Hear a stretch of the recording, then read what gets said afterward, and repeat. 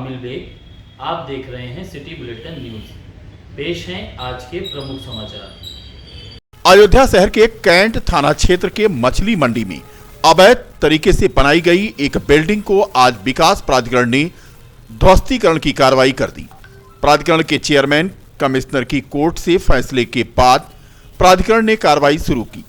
इस कार्रवाई को लेकर विकास प्राधिकरण के सचिव सत्येंद्र सिंह ने बताया कि यहां पर महायोजना बाढ़ से प्रभावित बिल्डिंग सड़क और नाले के ऊपर अवैध रूप से बनाई गई थी, जिसके ध्वस्तीकरण का आदेश उपाध्यक्ष के द्वारा 13/5/2022 को कोर्ट में दाखिल किया गया था। उसी आदेश के क्रम में हाई कोर्ट से डायरेक्शन मिला था कि इसका निस्तारण शुरू कर दिया जाए। उन्होंने कहा कि आदेश के मिलने पर ध्वस्तीकरण का कार्य किया जा रहा है और इनको नोटिस भी दी गई थी कि कल तक अपना सामान खाली करा दें, लेकिन कल जब मुआयना करने टीम पहुंची तो भवन स्वामी के द्वारा अपशब्द कहे गए और शासकीय कार्य में व्यवधान पैदा किया गया, जिसको लेकर के कैंट थाने में प्रेम सोनी के खिलाफ सरकारी कार्य में बाधा, दुर्व्यवहार और 7 CLA एक्ट में मुकदमा दर्ज कराया गया।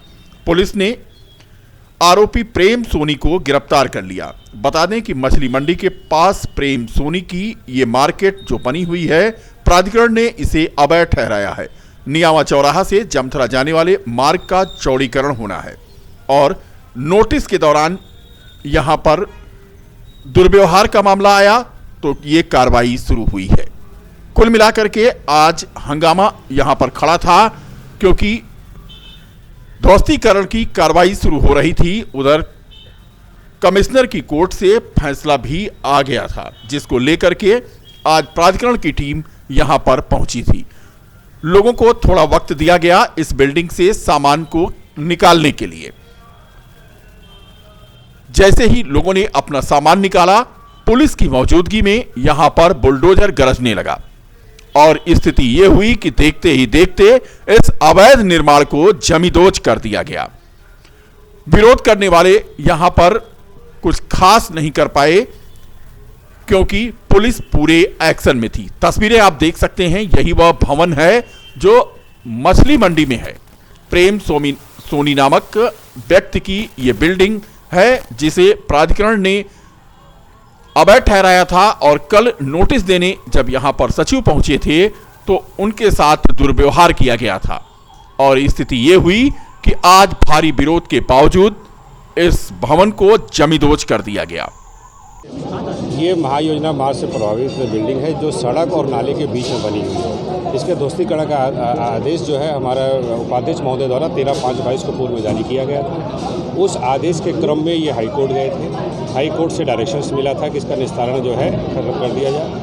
इसके तहत ये उस आदेश के खिलाफ ये आयुक्त महोदय के यहाँ या चेयरमैन जो हमारे होते हैं प्राधिकरण के, उसमें ये अपील पे गए, जिसपे जो है अभी 13 तारीख को अपील द्वारा इन्होंने खारिज करके पूर्व आदेश को बहाल कर दिया गया। उसी पूर्व आदेश की बहाली के क्रम में जो है इस बिल्डिंग को गिराया जा रहा है और क्योंकि ध्वस्तीकरण का जो पूर्व आदेश था वो पूरी तरह से पुनर्जीवित हो गया। इनको नोटिस दिया गया था कि कल तक सामान खाली कर दें जो है, और कल हम मुआयना करने आए थे जो है तो हमारे साथ भी काफ़ी बदतमीजी की गई और क्या कहते हैं गाली गलौज किया गया जो है और उसी तहत इनके खिलाफ FIR भी दर्ज कराई गई। सर, बिल्डिंग के मालिक की वकील का कहना है कोई वाद न्यायालय में चल रहा है, जिसकी आज सुनवाई हुई है, किस तरह का वाद है? अब इसके विषय में हमारी कोई जानकारी नहीं है कि वाद कोई न्यायालय में चल रहा है, क्योंकि हमारे आयुक्त महोदय का आदेश द्वारा अपील खारिज कर दी गई, इसलिए पुनर्जीवित हो गया हमारा ध्वस्तीकरण आदेश। हमने इनको बाकायदा नोटिस दी गई, खाली करने की कहा गया और कल आकर के हमने इनको मुआयना भी किया और आज ध्वस्तीकरण के दिनांक था। बाकी इसके अलावा हमें जानकारी नहीं। जो आप मिसबिहेव हुआ था, हाँ, हमारे साथ उनका दुर्व्यवहार किया गया था। इनके थाना कैंट में इनके खिलाफ जो है हमने तहरीर देकर के इनके खिलाफ मुकदमा। क्या नाम कराया गया? कार्रवाई जो कराई कि इनका नाम क्या पूरा?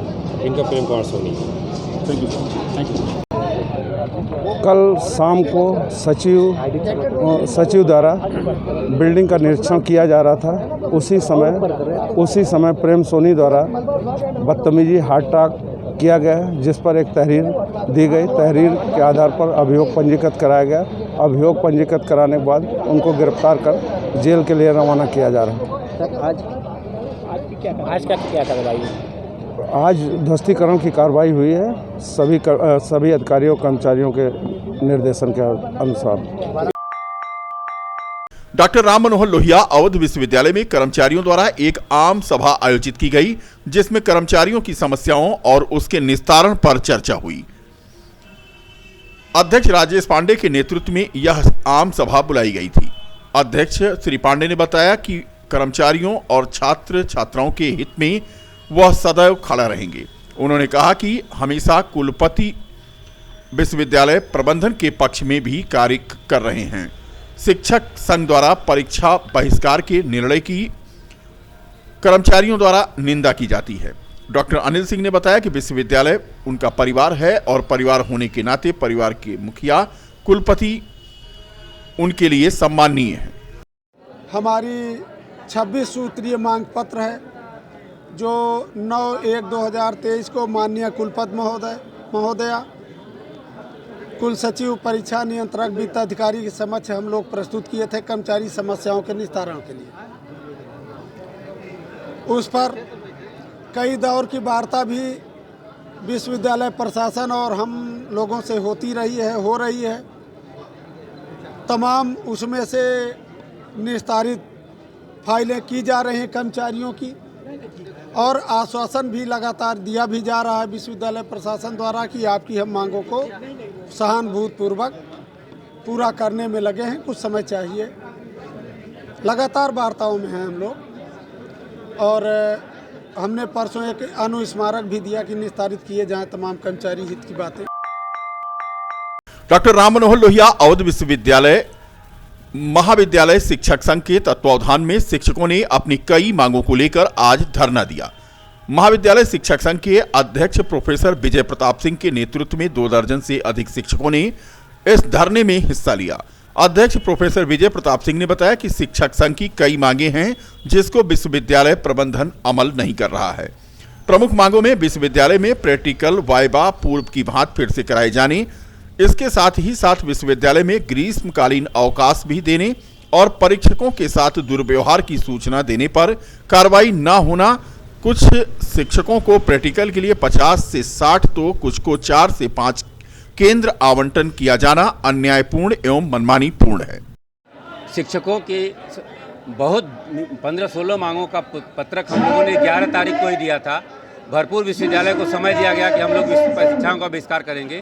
18 तारीख को माननीय कुलपति महोदया ने उससे संबंध में मीटिंग बुलाई, एक जंबो मीटिंग चली, जिसमें सिर्फ एक मांग मानी गई शिक्षकों के पीएचडी शिक्षकों के एडमिशन की। बाकी सारी मांगें हमारी लंबित हैं, जैसे कि शिक्षकों का भुगतान कभी भी समय से नहीं हो रहा है। 3-3, 4-4 साल हो जाता है, शिक्षक को भुगतान नहीं मिलता है। एक नया प्रयोग इस विश्वविद्यालय में किया जा रहा है कि प्रैक्टिकल और वाइवा का परीक्षा जो इसके पहले विश्वविद्यालय नामित करता था, महाविद्यालय को दे दिया गया है। और सबसे बड़ा हास्यास्पद बात तो ये है कि एक ही शिक्षक को लेकर के विश्वविद्यालय मुख्यालय पर उपस्थित हुए हैं, परंतु हमारी मांगों को और हम लोग के धरने को, जो हम लोग धरना शांतिपूर्वक दे रहे हैं, उस पूरे धरने को डाइवर्ट करने के लिए विश्वविद्यालय प्रशासन ने कर्मचारियों के एक गुट को यहाँ पर हम लोग के खिलाफ धरने को विफल करने के लिए बैठा दिया है।